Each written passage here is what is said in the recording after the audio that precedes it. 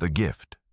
This is episode 4 of the Poilievre Greatest Hits series, and this one is about the war he called a gift. On February 28, 2026, the United States and Israel launched strikes on Iran.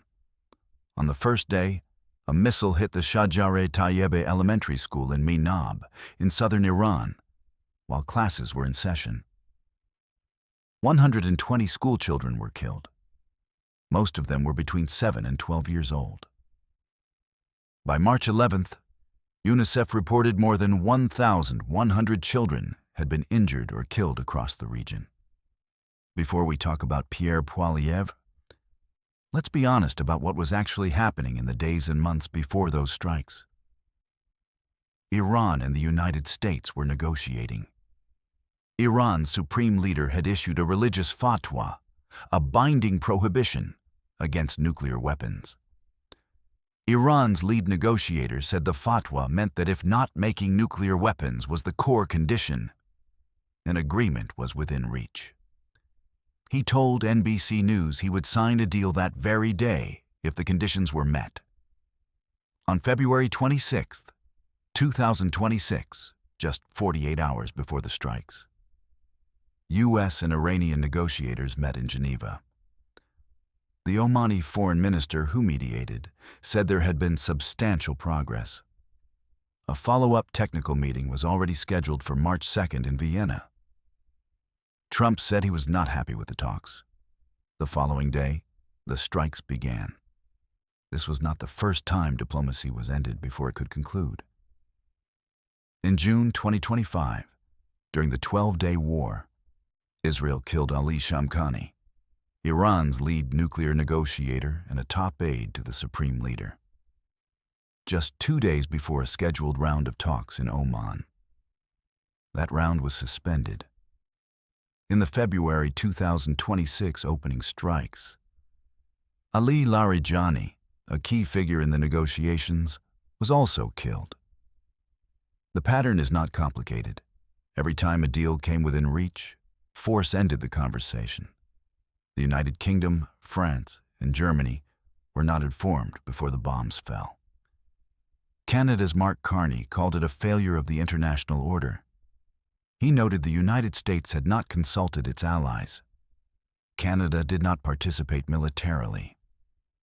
This is what far-right governments do. They do not treat war as a last resort. They treat diplomacy as weakness and force as the first real option, the one that shows you are serious. Talks are for people who lack the stomach for what needs to be done. Pierre Poilievre had pre-aligned Canada with that ideology before the last federal election. In October 2024, more than a year before the war, he called a preemptive Israeli strike on Iran's nuclear facilities, quote, "a gift by the Jewish state to humanity," end quote. He said that while Iran was actively negotiating, he said it knowing Iran's own religious law prohibited nuclear weapons. He said it from the opposition benches. Without a cabinet, without the intelligence briefings he had refused to receive, without consulting a single ally. He did not need any of that. He had already decided. And if he had won the April 2025 election, he would have handed Canada's independent foreign policy judgment to Washington and Tel Aviv before the first cabinet meeting took place.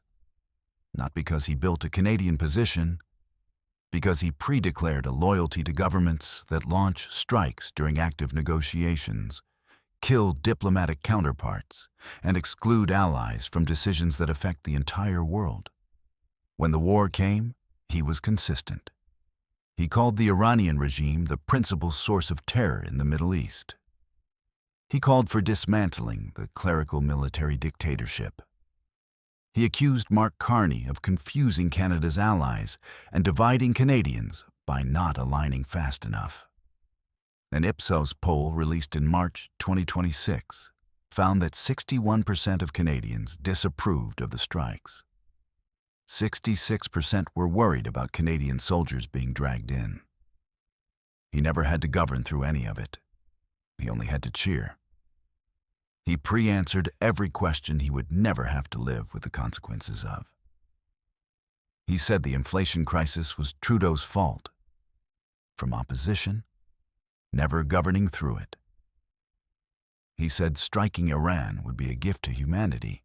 From opposition, never governing through it. A position for every crisis, accountability for none of them. He called it a gift. Canada's greatest, Miss Leader.